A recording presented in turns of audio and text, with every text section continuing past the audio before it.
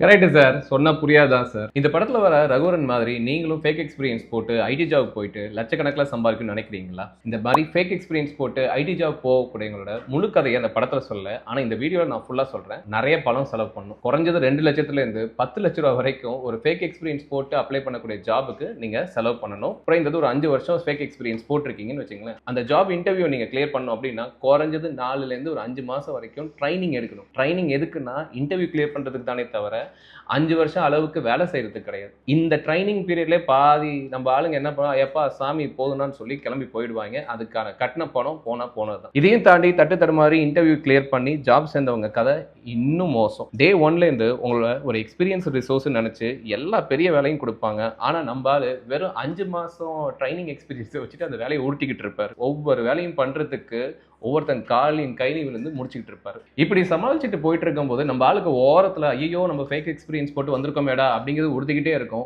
எல்லாத்துக்கும் மேல எப்படா நம்ம மாட்டிப்போங்கிற பயம் இருந்துகிட்டே இருக்கும். இந்த பயத்தாலே நம்ம ஆளால ஒரு கமிட்டட் லைஃப்குள்ள போகவே முடியாது. எப்ப பார்த்தாலும் ஒரு மென்டல் ஸ்ட்ரெஸ்ஸோட சுத்திக்கிட்டே இருப்பார். ஒரு கட்டத்துல ஒரு கமிட்டட் லைஃப்க்கு போறீங்கன்னே வச்சுங்களேன். ஹவுஸ் இஎம்ஐல வாங்குறீங்க, கார் இஎம்ஐல வாங்குறீங்க, பசங்களோட ஸ்கூல் ஃபீஸ்லாம் இருந்துட்டு இருக்கு. அப்ப நீங்க ஃபேக் எக்ஸ்பீரியன்ஸ் போட்டு தான் அந்த வேலைக்கு வந்தீங்கன்னு தெரிய வந்து மாட்டிக்கிட்டீங்கன்னா ஒரு நாள் இல்லை ஒரு நாள் கண்டிப்பா நம்ம மாட்டிப்போம்.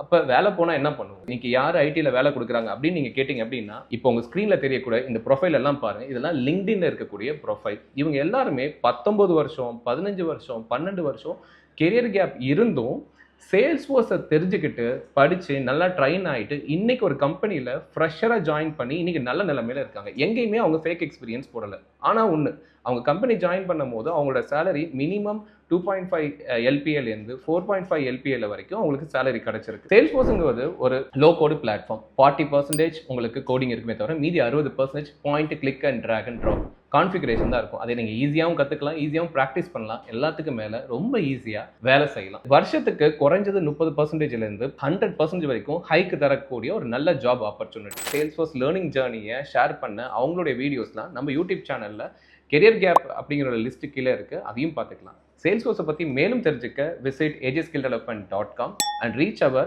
WhatsApp number.